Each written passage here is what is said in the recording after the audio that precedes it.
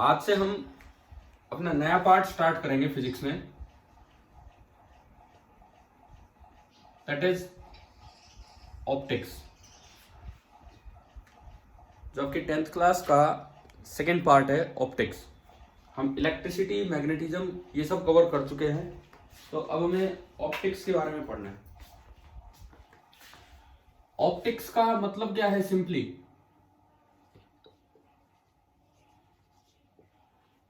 Study of light, this is optics. कि भाई light के बारे में पढ़ना, बस यही है ऑप्टिक्स में, और कुछ नहीं। अब इसमें भी दो तरह की चीजें हैं।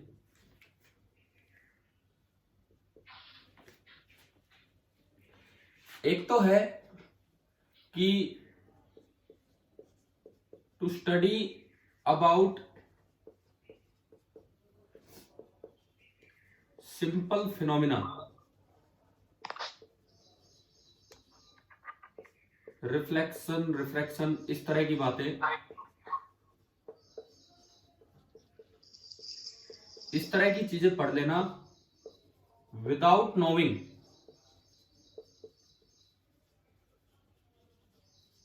The nature of light. Nature मतलब वो पार्टिकल है कि वेव है। फिजिक्स में दो बातें बोली जाती हैं कि या तो ये चीज पार्टिकल है या वेव है। पार्टिकल मतलब जिसका कुछ मास हो इकट्ठा, और वेव मतलब जो एनर्जी डिस्ट्रीब्यूटेड फॉर्म में हो। तो एक साइड तो वो वाली ऑप्टिक्स है जिसमें आप सिंपल फिनोमेना पढ़ रहे होते हैं without knowing the nature of light. इसको हम बोल देते हैं, दिस इज नोन एज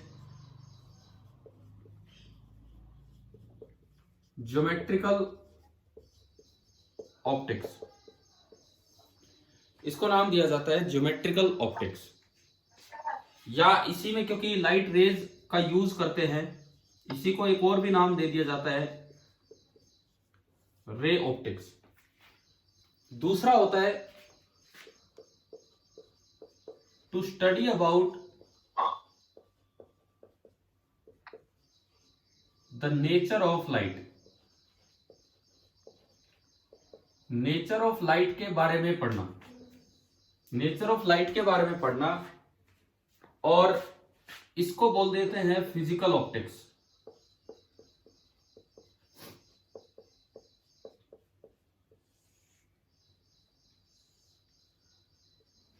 अब फिजिकल ऑप्टिक्स में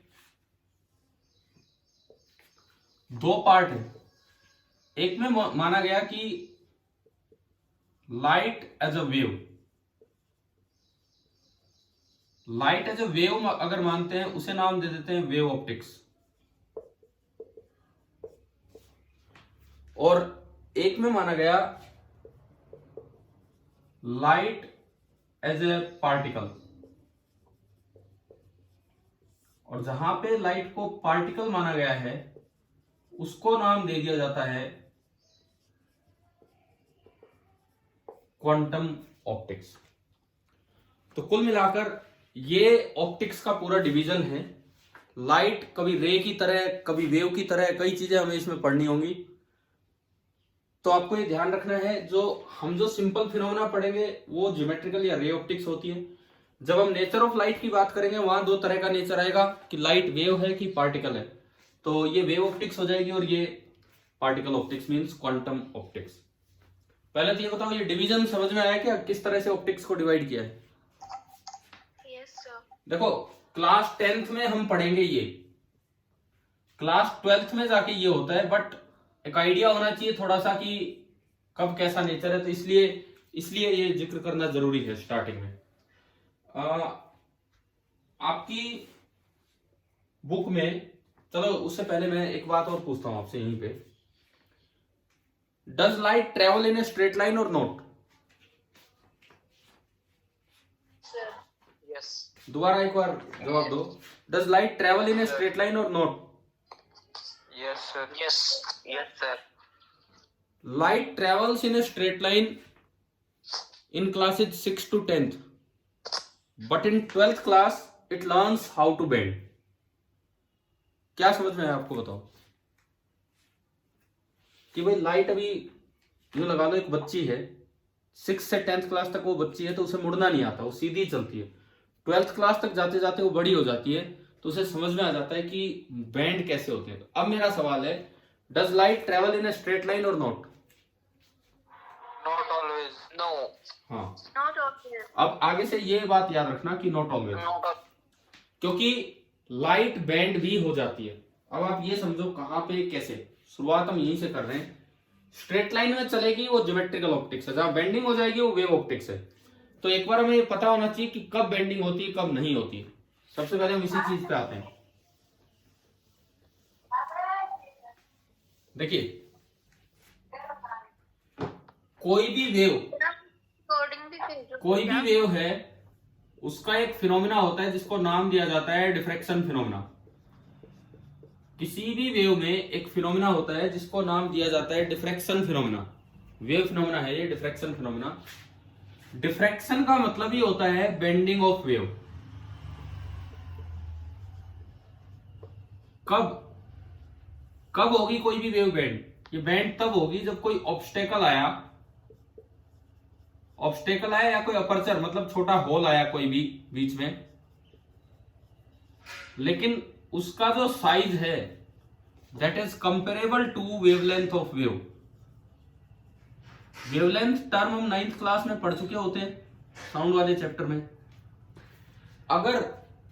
अगर किसी ऑब्स्टेकल का साइज या किसी अपर्चर का साइज कंपेरेबल है to the wavelength of wave तो वो वेव बैंड होगी, और अगर वो कंपेरेबल नहीं है मतलब वेवलेंथ बहुत छोटी है तो वो वेव बैंड नहीं होगी। मान लो साइज को मैं रिप्रेजेंट करूं एक्स से और वेव को रिप्रेजेंट करूं लैम्डा से, तो अगर लैम्डा बहुत छोटा है एक्स से तो बेंडिंग नहीं होगी, और कंपेरेबल है या ज्यादा है तो बेंडिंग होगी। मैं इसका एक एग्जांपल देता हूं आपको।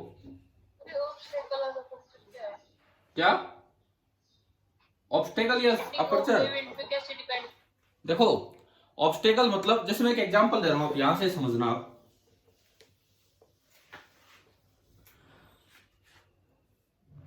ये कोई एक रूम है, कोई भी एक रूम है, ठीक है, ये इसका दरवाजा है।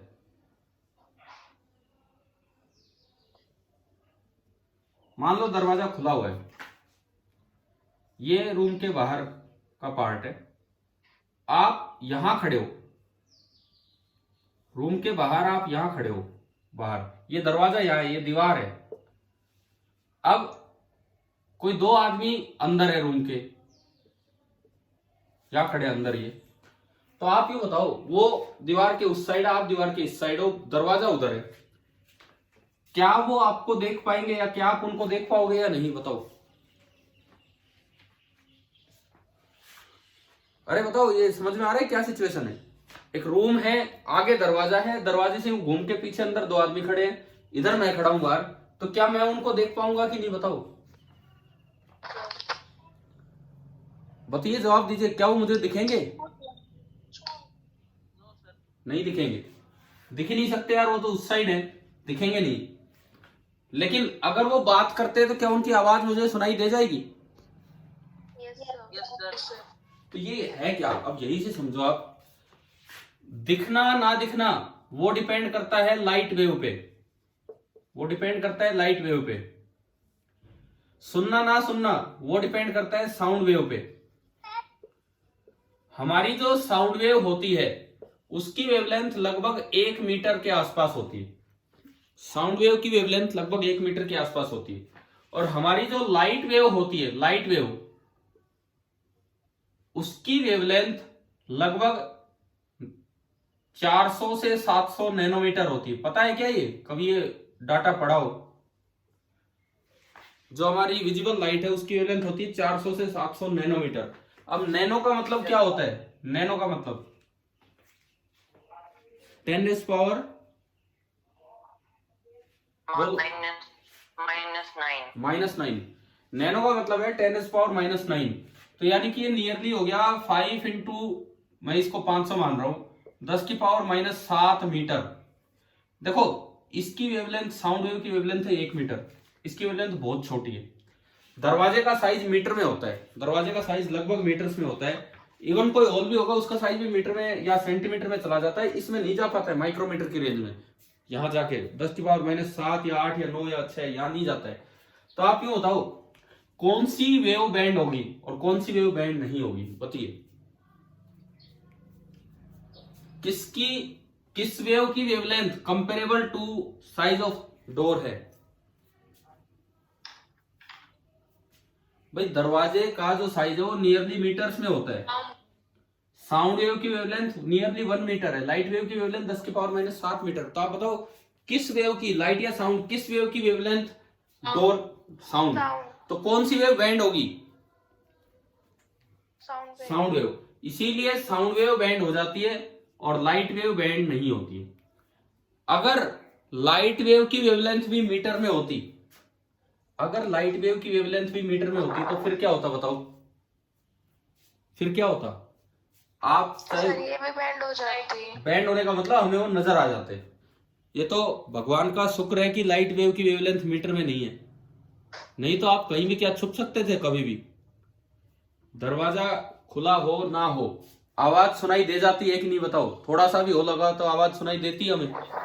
Yes sir. तो वही हाल हो जाता है साउंड लाइट वेव का। आप भी कहीं खड़े हो, कोई दरवाजा बंद भी कर रखा है तो भी आपको रूम के अंदर का सब कुछ दिखता रहता। तो शुक्र मनाओ कि ये नैनोमीटर में है, ठीक है। दूसरी बात, सवाल है क्या लाइट वेव बैंड हो सकती है? क्या लाइट वेव बैंड हो सकती है कि नहीं? अगर कहीं ऑब्स्टेकल्स का साइज इतना आ जाए, इस रेंज का आ जाए, तो लाइट वेव भी वहां पे बैंड हो जाएगी, ठीक है। अगर कहीं पे ऑब्स्टेकल्स का साइज इतना छोटा आ जाए तो लाइट वेव भी वहां पे बैंड हो जाएगी। 12th में हम ये फिनोमेना पढ़ रहे होंगे, लेकिन एक बार आपको ये अंतर पता होना चाहिए कि कब कोई वेव बैंड होती है। पहले आप ये बताओ क्या ये इतना समझ में आया कि नहीं आया? ठीक है। Yes sir. अब एक काम कीजिए, एनसीईआरटी टेक्स्ट बुक है घर पे आपके पास? Yes sir. अभी निकालो एक बार चैप्टर 10 निकालो, उसमें मैं कुछ चीजें वहां से पढ़वाऊंगा आपको। चैप्टर नंबर 10 पेज नंबर 160 पे है ये चैप्टर नंबर 10। एक बार अपनी बुक ओपन कीजिए, लाइट रिफ्लेक्शन एंड रिफ्रैक्शन, ये है आपका चैप्टर नंबर 10।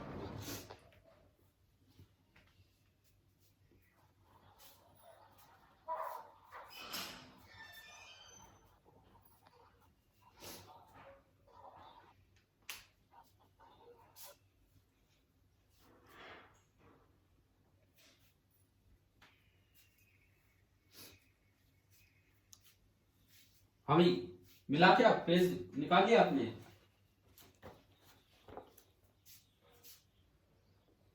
मैं तब तक पार्टिसिपेंट्स देख लेता हूं आपके कितने हैं।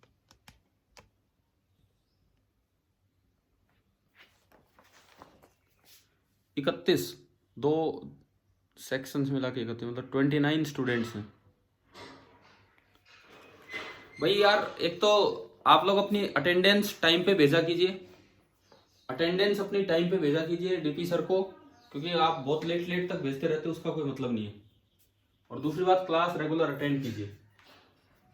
चलिए अब बताओ मुझे, बुक निकाल ली है कि नहीं आपने? Yes sir. ठीक है, अब इसमें देखो हम स्टार्ट करते हैं। ये जो रिफ्लेक्शन ऑफ लाइट से पहले का पार्ट है मैं वो पढ़ूंगा, आप अपनी बुक में ध्यान देना। स्टार्टिंग होती है, we see a variety of objects in the world around us. हम अपने आसपास बहुत सी चीजें देख रहे होते हैं। However we are unable to see anything in a dark room. बिल्कुल जब अंधेरा होता है रूम में तो आपको कुछ नजर नहीं आता है। On lighting of the room, जब आप वहां पे लाइट ऑन करते हैं, थिंग्स बिकम विजिबल, तो आपको चीजें दिखने लग जाती हैं। What makes these things visible? What makes things visible? तो ऐसा क्या हुआ कि लाइट ऑन करने से आपको चीजें दिखी और वैसे नहीं? During the day the sunlight helps us to see objects. भाई ये देखो रिवाज चला आ रहा है कि जितने भी सोशल वर्क हैं सारे दिन में कीजिए और रात को अपने घर पे आराम कीजिए, ठीक है। ये उल्टा भी हो सकता था, दिन में तो गर्मी भी रहती है, रात को थोड़ी ठंडक रहती है। उल्टा भी हो सकता था, सदियों से यूं होता कि दिन में तो वही गर्मी है, बाहर मत निकलो, अपने घर पे सो, और रात को जो भी काम होने बाहर के वो होते। परंतु ये ऐसा क्यों नहीं हुआ? क्योंकि अगर मौसम की बात करें तो रात को थोड़ा ठीक होता है दिन के बजाय, फिर भी ऐसा क्यों नहीं हुआ? इसीलिए नहीं हुआ कि रात को सनलाइट नहीं है तो हमारे लिए डार्क रूम की तरह हो जाता है, तो इतना विजिबल नहीं है चीजें। An object reflects light that falls on it. कोई भी ऑब्जेक्ट जिस पे लाइट अगर गिरेगी तो वो उसको रिफ्लेक्ट कर देता है। मून विजिबल क्यों है बताओ? मून चमकता है, क्यों चमकता है? सन की लाइट को क्या करता है? रिफ्लेक्ट करता है। पता है ना ये सभी को? ठीक है। मून एक साइड से ब्राइट रहेगा, दूसरी साइड से डार्क रहेगा। इसका रीजन क्या है? सर उसके हाफ पार्ट पे सनलाइट आती है, हाँ, साइड डार्क। हमेशा क्या होगा, सन एक साइड ही तो होगा मून के। किसी भी साइड हो लो, सन एक साइड से लाइट डालेगा, चाहे इधर हो चाहे इधर हो, कहीं हो, तो आधे पार्ट पे लाइट आएगी और आधे पार्ट पे लाइट नहीं आएगी। तो हमेशा आपको एक ही साइड मून का विजिबल हो पाएगा। आप कह देते हैं फुल मून। फुल मून का मतलब है कि वो एक साइड का पूरा हिस्सा दिख रहा है, दूसरी साइड विजिबल उस समय नहीं होती है। इस तरह से this reflected light when received by our eyes enables us to see things। जब वो रिफ्लेक्टेड लाइट हमारी आंखों पे आती है, इसीलिए तो कहते हैं भाई आंखें बहुत ज्यादा जरूरी पार्ट है किसी भी इंसान की बॉडी का। देखो अपनी, जैसे पहले क्या था, लगभग आंखें ठीक ही रहा करती थी। अब काफी स्टूडेंट्स के चश्मे लग जाते हैं। आपकी क्लास में भी अगर आप देखोगे तो बहुत से बच्चों को चश्मे लगे हुए होंगे या इस तरह की दिक्कत है। ये ऐसा क्यों हो रहा है? हमें पहली बात तो अपनी आंखों को बचा के रखना चाहिए। पहली बात तो हमें अपनी आंखों को जरूर बचा के रखना चाहिए। देखो पढ़े हम भी हैं बचपन से, अब भी बाई चांस चलो भगवान की दया से आंखें ठीक है, छोटे छोटे बच्चे भी अभी से आंखें खराब करवा लेते हैं। तो आंखों को थोड़ा सा बचा के रखना चाहिए, क्योंकि उसके बिना हम उस रिफ्लेक्टेड लाइट को रिकॉग्नाइज ही नहीं कर पाएंगे कि क्या है क्या नहीं है। उसके बाद देखो, we are able to see through a transparent medium as light is transmitted through it. यहां एक वर्ड आया ट्रांसपेरेंट मीडियम। क्या होता है ट्रांसपेरेंट मीडियम? तीन तरह से क्लियरली दिखाई दे। हाँ, तीन तरह की मीडियम हम बोल सकते हैं। मीडियम का प्लूरल होता है मीडिया। ट्रांसपेरेंट पहला, जिसमें से लाइट रे क्लियरली पास हो जाए बिना किसी एनर्जी लॉस के। दूसरा होता है ट्रांसल्यूसेंट। जैसे मान लो किसी प्लास्टिक की बोतल है, उसमें ऑयल भरा हुआ है और एक साइड से आप लाइट डालोगे, टॉर्च लाइट ही देख लो, कुछ भी, वो कुछ दूरी तक तो दिखेगी लेकिन बीच में जाते जाते खत्म हो रही होगी। ऐसे मीडियम को बोलते हैं ट्रांसल्यूसेंट। एंड तीसरा मीडियम ओपेक, जिसमें बिल्कुल भी लाइट ट्रेवल ना करे, इस तरह से। तो there are we are able to see through a transparent medium as light is transmitted through it, क्योंकि उसमें से लाइट पास हो जाती है। उससे आगे देखो, आप बुक में ध्यान दे रहे हो ना, पढ़ रहे हो ना यहाँ पे जो मैं बोल रहा हूँ? Yes, sir. There are a number of common wonderful phenomena associated with light, such as image formation by mirror। एक छोटा बच्चा सच में बड़ा सरप्राइज हो जाता है ये चीज देख के। एक छोटा बच्चा है, मान लो अपने पापा के साथ है, मम्मी के साथ है, जब वो पहली बार मिरर में देखता है तो उसको उसकी मम्मी इधर भी नजर आ रही होती, उधर भी नजर आ रही होती। तो इसका मतलब क्या है? वो सच में सरप्राइज हो जाता है, भाई ये हो क्या रहा है। आप और हम तो अब तक जान चुके हैं कि ये तो प्लेन मिरर इमेज बना रहे हैं। तो ये भी एक बड़ा, मतलब यूं कहें तो बड़ा जादूगर वाला सा काम है कि कितना वंडरफुल एक्सपेरिमेंट है कि एक नया एज इट इज इमेज आपने क्रिएट कर दी, जो कि इतना आसान काम नहीं था। अच्छा, उसके बाद the twinkling of stars, twinkle twinkle little stars, देखा है कि नहीं? ये स्टार्स जो होते हैं वो ट्विंकल करते हैं, प्लैनेट्स ट्विंकल नहीं करते हैं, स्टार्स ट्विंकल करते हैं। मतलब कभी दिखेगा कभी गायब हो जाएगा, फिर दिखेगा फिर गायब हो जाएगा। ये फिनोमेना भी ऑप्टिक्स पढ़ाती है, क्योंकि स्टार गायब नहीं होता है, कभी उसकी लाइट हमारी आंख तक पहुंच रही है, कभी उसकी लाइट हमारी आंख तक नहीं पहुंच पाती। ये रीजन होता है, इसलिए स्टार्स ट्विंकल करते हैं। उसके बाद the beautiful colours of rainbow. Rainbow देखा है क्या कभी? प्रैक्टिकली आपने रेनबो देखा है खुद? Yes, sir. सातों कलर नहीं दिखे होंगे लेकिन कुछ कलर्स तो दिखे होंगे, कुछ है। Yes, sir. तो ये सारे ऐसे वंडरफुल फिनोमेना थे कि जिसका अगर साइंस नहीं बढ़ती तो समझ में नहीं आता कि ये हो क्या रहा है, फिर तो कुछ और ही लॉजिक निकालना पड़ता। लेकिन साइंस ने बड़ा क्लियरली समझा दिया कि सनलाइट ब्रेक हो रही होती है, ड्यू टू डिस्पर्जन ये रेनबो बनता है। अच्छा, उसके बाद bending of light by a medium. एक मीडियम में लाइट बेंड भी होती है, ये जो मैंने अभी बताया आपको। अगर मीडियम किसी भी तरह का लिया जाए, कैसा, जहां पे रिफ्रैक्टिव इंडेक्स चेंज हो तो रिफ्रैक्शन के कारण बेंड हो जाएगी, कई कारण है बेंडिंग होने के एंड सो ऑन। मैं आपको 3 एग्जांपल देता हूं जिनमें कलर्स दिखते हैं, कलर्स। पहला एग्जांपल बुक ने दिया, रेनबो में आपको आसमान में कलर नजर आते हैं, ठीक है। दूसरा एग्जांपल, आप यूं बताओ, एक बाल्टी में पानी है, उसके ऊपर साबुन का झाग बना हुआ है, लेयर बनी हुई, सोप लेयर, सोप फिल्म, क्या उसमें कलर्स नजर आते हैं क्या आपको? बताओ, ढंग से बताओ। जो पानी में साबुन की झाग की लेयर बनी हुई है, क्या उसमें कलर नजर आ जाते हैं आपको? ठीक है। तीसरा फिनोमेना, कॉम्पैक्ट डिस्क देखिए, सीडी जो होती है, Yes, sir. जो गोल गोल सर्कुलर सी होती है, उसमें अगर कभी देखना क्या कलर्स नजर आते हैं अलग अलग यूं घुमाने पे? Yes, sir. मैंने आपको 3 फिनोमेना बताए, 3 फिनोमेना। पहला बताया कि रेनबो, इसके कलर का अलग रीजन है, इसके कलर नजर आने का रीजन है डिस्पर्जन। दूसरा बताया सोप फिल्म, मैं यहीं पे लिखता हूं। और अब है ना, ये बात आप याद कर लेना, मैं जो 3 रीजन लिख रहा हूं, रेनबो में जो कलर फॉर्मेशन होती है उसका रीजन है डिस्पर्जन। रेनबो में कलर फॉर्मेशन का रीजन है डिस्पर्जन। सोप फिल्म में कलर दिखने का रीजन होता है इंटरफेरेंस। अलग अलग फिनोमेना है बिल्कुल ऑप्टिक्स के। कॉम्पैक्ट डिस्क, सीडी में कलर दिखने का रीजन होता है डिफ्रेक्शन। तो मतलब फिजिक्स ने, ऑप्टिक्स ने हर फिनोमेना को एक्सप्लेन किया है कि ऐसा क्यों है।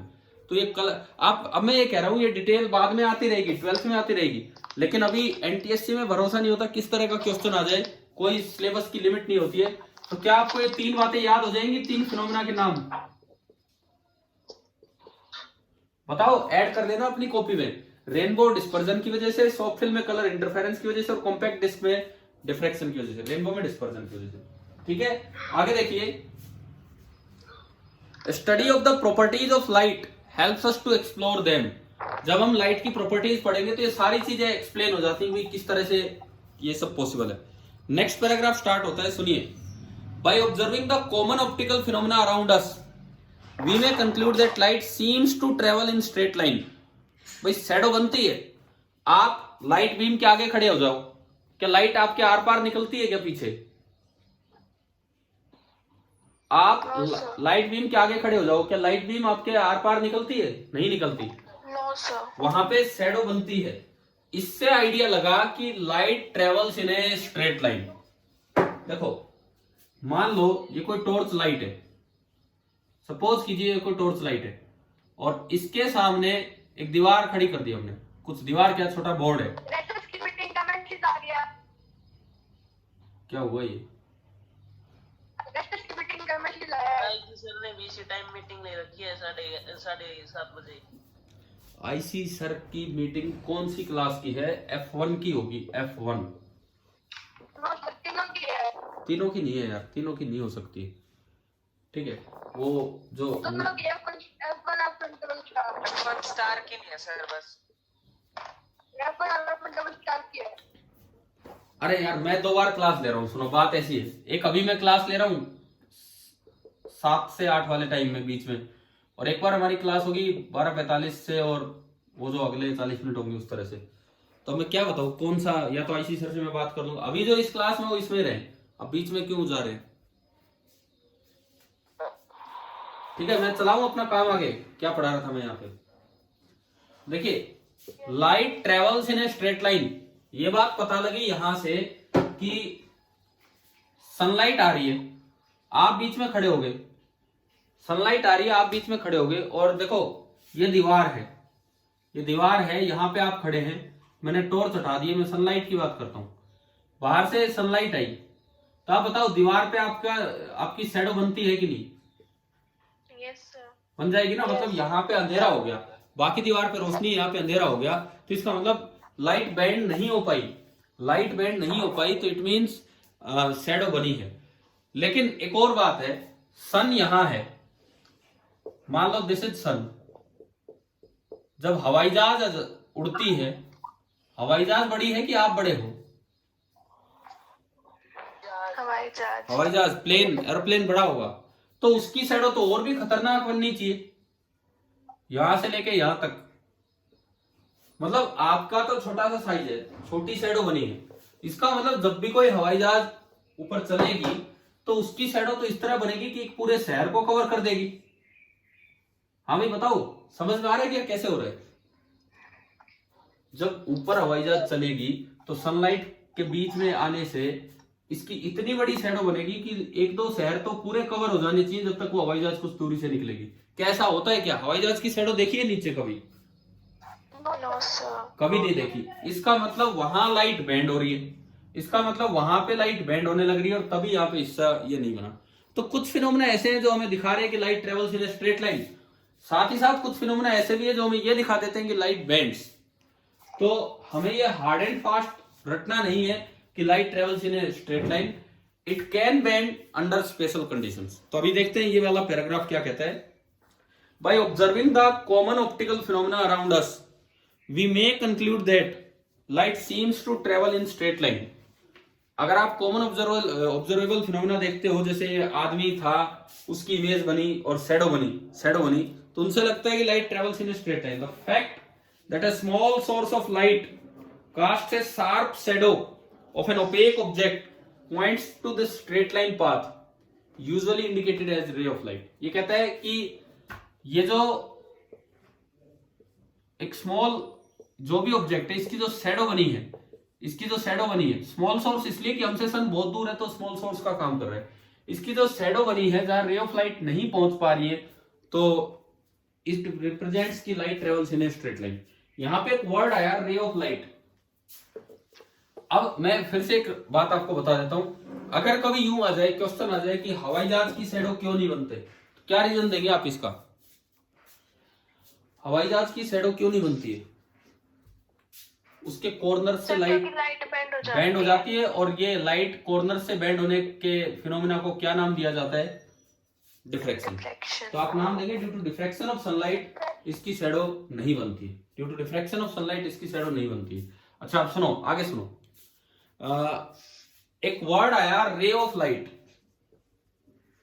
है ना? अभी अभी आपने पढ़ा होगा ना, ये लास्ट लाइन में ही था, ray of light indicated as ray of light. इसको डिफाइन करना हो तो रे ऑफ लाइट होता क्या है? What do you mean by ray of light? देखो आज की क्लास हमने डायरेक्ट ऐसे स्टार्ट नहीं की है कि हम सीधा बस रिफ्लेक्शन उन पे आ गए। हम पहले बिल्कुल बेसिक शुरुआत कर रहे हैं ऑप्टिक्स की।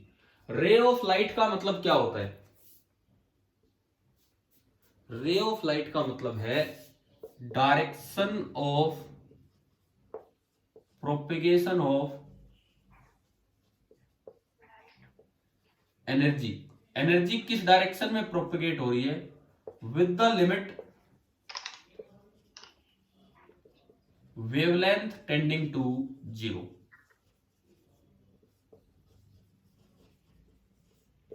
With the limit wavelength tending to 0। अगर आप वेवलेंथ ना माने, लाइट में कोई वेवलेंथ ना माने, ऐसे वेव की तरह ना दिखाए, वेवलेंथ टेंडिंग टू 0, तो वो स्ट्रेट बन जाएगी और जिस डायरेक्शन में एनर्जी जा रही है उसे बोलते हैं रे ऑफ लाइट। ये अपना लिख लेना भाई, रे ऑफ लाइट अगर कभी डिफाइन करना पड़ जाए तो ये होती है रे ऑफ लाइट। लाइट रे क्या होती है ये मैंने आपको बताया, ठीक है? इस लेक्चर की वीडियो सेंड करोगे? हाँ बिल्कुल, मैंने कब नहीं डाली वीडियो, में हमेशा तो डालता हूँ। तो आप जा रहे हो क्या फिर अब? हाँ जी, दूसरी क्लास में जा रहे हो क्या? No sir. कोई नहीं, अब ये थोड़ी देर की बची है, एक बार ये मैं टाइम टेबल वाला इश्यू सोल्व करवा दूंगा, पहले बस थोड़ी सी देर अटेंड कीजिए। अब आप इस पे आओ, एक अच्छी सी बात यहाँ मिलेगी, मोर टू नो। आज मैं कह रहा ना तो हम रिफ्लेक्शन स्टार्ट कर रहे हैं ना कोई और टॉपिक, बस लाइट का इंट्रोडक्शन चल रहा है। ये आपको मिल गया, ये स्प्रिंग लगा के मोर टू नो डाला हुआ है बुक में। देखो ये पढ़ते हैं। If N opaque object on the path of light becomes very small, if an opaque object on the path of light becomes very small, light has a tendency to bend around it and not walk in a straight line। ये कह रहा है कि अगर opaque object जो रास्ते में आया है, अगर वो बहुत छोटा हो जाए, तो लाइट की एक टेंडेंसी होती है कि बेंडिंग की। फिर वो हवाई जहाज तो छोटी नहीं हो तो बहुत बड़ी है, फिर क्यों बेंड हो रही है वहां? देखो बेंडिंग दो बार में होती है, दो कंडीशंस में। या तो either the opaque object is very small. Bending कब कब होती है सुने, या तो ओपेक ऑब्जेक्ट बहुत ही कम हो, बहुत ही स्मॉल हो, या फिर स्क्रीन जहां पे आपको शैडो देखनी है is very far away. Screen is very far away, या तो जहां पे आपको शैडो नजर आनी चाहिए, सामने कोई दीवार है वो बहुत दूर हो तो भी लाइट बेंड कर जाएगी, या फिर जो ओपेक ऑब्जेक्ट है वो बहुत ही छोटा है। अब वो हवाई जहाज हमसे काफी ऊपर है, उसकी शैडो बननी थी नीचे जमीन पे, तो बताओ ये वाला काम लग रहा है कि ये वाला, कौन सा लग रहा है हवाई जहाज में? सेकंड वाला। सेकंड वाला। हाँ, तो इन दोनों केसेस में लाइट रे बैंड कर जाती है। अगर स्क्रीन पास होगी तो लाइट बैंड नहीं हो पाती है, या फिर ऑब्जेक्ट का साइज बहुत बड़ा हो तो लाइट बैंड नहीं हो पाती। तो ये दोनों मैंने आपको बता दिया। अच्छा, इसके बाद सुनिए, an effect known as the diffraction of light. तो डिफ्रैक्शन ऑफ लाइट डिफाइन करना आ गया और आपकी 10th की बुक में दिया हुआ है। इट मीन्स आप ये ना माने कि 12th में ही आएगा, 10th की बुक में दिया हुआ है, तो कभी भी इस तरह की बात पूछी जा सकती है। उसके बाद then the straight line treatment of optics using ray fails. तो आप 8th में आता है क्या ऑप्टिक्स, 8th क्लास में? हाँ भाई, 8th क्लास में ऑप्टिक्स आती है ना, तो वहां कभी बेंडिंग, वहां कभी भी बेंडिंग की बात नहीं हुई होगी, वहां केवल एक ही बात हुई होगी कि light travels in a straight line. तो ये कहते हैं वो वाली जो थ्योरी है, रे थ्योरी, वो फेल हो जाती है डिफ्रैक्शन के केस में। To explain phenomena such as diffraction light is thought of as a wave. अगर आपको डिफ्रैक्शन या ये बेंडिंग समझानी है तो लाइट को वेव की तरह मानना पड़ता है, the details of which you will study in higher classes. अब देखो यहां से एक और सवाल बनता है, diffraction can be explained by, एक सीधा ऑब्जेक्टिव बन रहा है, diffraction can be explained by, first option ray theory of light, second particle theory of light जो मैंने क्वांटम ऑप्टिक्स बताया, third wave theory of light, and D none of these. क्या answer आएगा इसका? Wave theory. Wave theory. मतलब ये questions तो 10th की बुक से बन रहे हैं, जो 10th की एनसीईआरटी बुक है, डायरेक्ट वहां से। तो हम ये नहीं कह सकते कि 12th में ही जाके इंट्रोड्यूस करना चाहिए, क्योंकि एक इंट्रोडक्शन तो यहाँ हो जाना चाहिए जहां से चैप्टर स्टार्ट हो रहा है। अच्छा, इसकी डिटेल हायर क्लासेज में आएंगी। ये लिखता है, again at the beginning of 20th century, 20th century के बिगिनिंग में it became known that light with matter, that the wave theory of light often becomes inadequate for treatment of the interaction of light with matter and light often behaves somewhat like a stream of particle। आपने कभी ये सुना है कि हमारी आंख में पीछे रेटिना होता है? Yes sir. रेटिना पे दो तरह के सेल्स होते हैं, रोड्स, कोन्स। बताओ ये कुछ सुना हुआ है कि नाम हम? Yes sir. कब, बायो में कि फिजिक्स में? कहाँ पे है ये? फिजिक्स। फिजिक्स में कब? 8th क्लास में आ चुके होते हैं, ठीक है। तो हमारा जो मैटर है, आंख के अंदर का जो मैटर है, रेटिना, जिसपे सेल्स है, रोड्स एंड कोन्स, इनके साथ जब लाइट इंटरेक्ट करती है तो वेव इंटरेक्ट नहीं कर सकती इनके साथ। तो इनके साथ लाइट जब इंटरेक्ट करती है तो उसका कौन सा नेचर काम आता है? कौन सा नेचर काम आता है? Particle nature.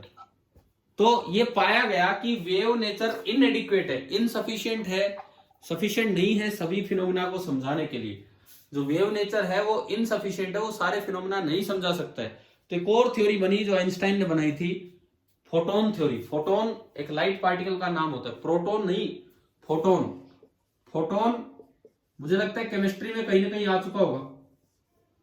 Yes sir. हाँ, तो फोटोन एक लाइट पार्टिकल का नाम होता है। तो कुछ फिनोमेना ऐसे थे जो लाइट को वेव मान के समझाए जा रहे थे, कुछ फिनोमेना ऐसे थे जो लाइट को पार्टिकल मान के। तो आगे लिखता है, this confusion about the true nature of light continued for some years. कुछ सालों तक ये कंफ्यूजन चलता रहा कि क्या है क्या नहीं है light, till a modern quantum theory of light emerged in which light is neither a wave nor a particle. The new theory reconciles the particle properties of light with the wave nature. आप सुनो, इस lecture को, इस part को conclude करते हैं कि क्या है ये। अगर मैं नेचर ऑफ लाइट की बात करूं, सबसे पहले बात रखी न्यूटन ने। देखो यार, न्यूटन कितना बड़ा विद्वान था, आप ये देखिए, ए ग्रेट मैथमेटिशियन। मैथमेटिक्स में डिफरेंशिएशन इंटीग्रेशन न्यूटन की देन है। मतलब मैथ्स का जो सबसे नया पार्ट है, मैथ्स का जो सबसे नया पार्ट था डिफरेंशिएशन इंटीग्रेशन, वो न्यूटन की देन है। न्यूटन और लेबनिज दो साइंटिस्ट थे जिन्होंने बताया था, मैथमेटिशियन। फिर फिजिक्स में तो आप जो देखो 9th पूरी पढ़ के आए, न्यूटन ही न्यूटन था। इवन ऑप्टिक्स, कोई सोचता भी नहीं है कि ऑप्टिक्स में भी न्यूटन होगा, लेकिन ऑप्टिक्स में भी न्यूटन था। इलेक्ट्रोस्टैटिक्स और मैग्नेटिज्म ये दरअसल पार्ट ही बाद में आए। न्यूटन के जीवन काल में पता ही नहीं था कि बिजली जैसी भी कोई चीज है। तो ये तो बेंजामिन फ्रैंकलिन ने बाद में डिस्कवर किया कि ऐसा भी कुछ होता है। तो इसीलिए न्यूटन का उनमें कोई रोल नहीं है। बाकी ऑप्टिक्स में भी न्यूटन का रोल है। और न्यूटन ने पूरी एक थ्योरी दे दी थी जिसका नाम कॉर्पस्कुलर थ्योरी है।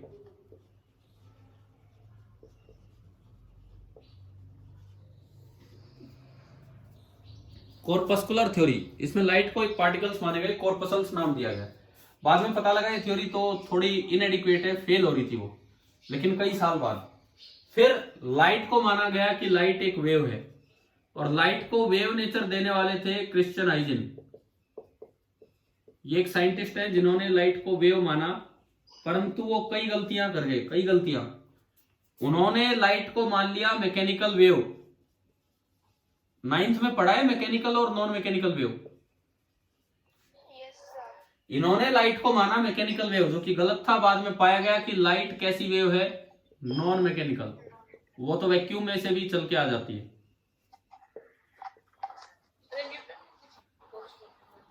लाइट एक नॉन मैकेनिकल वेव है जो वैक्यूम में से भी चल के आ जाती है। इन्होंने लाइट को माना लॉन्गिट्यूडनल वेव। 9th में पढ़ा है कि ये नाम लॉन्गिट्यूडनल वेव, Yes, sir. जिस डायरेक्शन में वेव चले उसी डायरेक्शन में ऑसिलेशंस हो। ये भी पता लगा कि ये गलत है। बाद में पाया गया कि लाइट कैसी वेव है, Transversal. Transverse wave. Sun glasses देखें क्या, सन ग्लासेस Yes, sir. लगाए हैं कभी धूप में? Yes, sir. नहीं, ऐसे नहीं कि कोई काला चश्मा लगा लिया बोले सन ग्लासेस है, उसमें तो फिर उतने ही टाइट हुई रहेंगी आंखें। सन ग्लासेस जिसमें अंदर बहुत कम धूप दिखेगी हमें इस तरह से, तो वो तभी काम करते हैं क्योंकि लाइट कैसी वेव है, Transverse. ट्रांसवर्स। अगर लाइट लॉन्गिट्यूडनल वेव होती तो सन ग्लासेस जैसी कोई चीज काम नहीं कर पाती। ये आगे डिटेल 12th तक आएगी तो हम सीखेंगे ये चीजें। तो क्रिश्चियन हाइजेन ने क्या ना, न्यूटन ने दी नहीं थी, लेकिन न्यूटन ने उसको सपोर्ट किया था।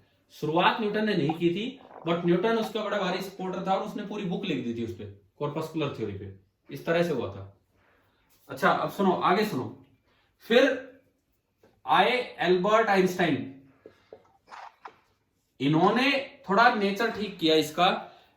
एक बड़ी कॉमन वो धारणा बन चुकी थी कि लाइट इज ए वेव। सबने मान लिया था कि लाइट इज ए वेव, जैसे साउंड एक वेव है ऐसे। लेकिन फिर आइंस्टाइन ने कुछ ऐसे फिनोमेना दिए, फोटो इलेक्ट्रिक इफेक्ट को एक्सप्लेन किया। फोटो इलेक्ट्रिक इफेक्ट आ चुका केमिस्ट्री में, लाइट डाल के मेटल से इलेक्ट्रॉन निकालना। तो इनको आइंस्टाइन ने जब एक्सप्लेन किया तो वहां लाइट को इन्होंने पार्टिकल नेचर दिया और उस पार्टिकल का नाम रखा गया फोटोन। तो फिर यहां से क्या हुआ कि आइंस्टाइन ने कंक्लूजन निकाला। क्या कंक्लूजन निकाला कि कोई भी रेडिएशन है, जैसे मैं लाइट रेडिएशन की बात कर रहा हूं, लाइट रेडिएशन, कोई भी लाइट रेडिएशन है उसके दोनों नेचर होते हैं। उसका वेव नेचर भी होता है और उसका पार्टिकल नेचर भी होता है। कुछ फिनोमेना को एक्सप्लेन करने के लिए वेव नेचर काम आता है और कुछ फिनोमेना को एक्सप्लेन करने के लिए पार्टिकल नेचर काम आता है। जैसे मैं आपको नाम देता हूं एक दो फिनोमेना। इंटरफेरेंस, डिफ्रैक्शन जो हमने अभी पढ़ा, एंड पोलराइजेशन जो सन ग्लासेस में होता है। इंटरफेरेंस, डिफ्रैक्शन एंड पोलराइजेशन, तीनों फिनोमेना हम 12th में पढ़ेंगे। इनको एक्सप्लेन करने के लिए तो कौन सा नेचर यूज करना पड़ता है, वेव नेचर, इससे एक्सप्लेन हुआ। और photo electric effect, Compton effect, ये आगे आएंगे। इनको एक्सप्लेन करने के लिए लाइट का कौन सा नेचर माना गया, पार्टिकल नेचर। Particle. तो अभी ये बताओ, आज मैंने जस्ट एक लाइट का इंट्रोडक्शन दिया है, क्या यहां तक समझ में आ गया कि नहीं? Yes, sir. ठीक है, अब प्रॉपर तरीके से एक आखिरी बात मैं इसमें बताता हूं। Speed of light in vacuum कितनी है?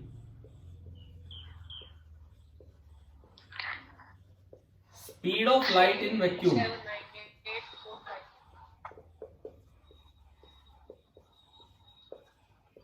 ये एग्जैक्ट स्पीड है, कोई अप्रोक्सीमेशन नहीं है, exact speed. This is a constant in physics जिसको सी से डिनोट करते हैं। एग्जैक्ट स्पीड है, बिल्कुल एग्जैक्ट, कोई एक पॉइंट का भी वो नहीं है कि अप्रोक्सीमेशन हो। ये आपको याद रखनी है कि speed of light in vacuum इतनी होती है 299792458 मीटर पर सेकेंड। न्यूमेरिकल्स में इसको लगभग इतना बोल देते हैं। ठीक है, तो आगे हम कल से स्टार्ट करेंगे।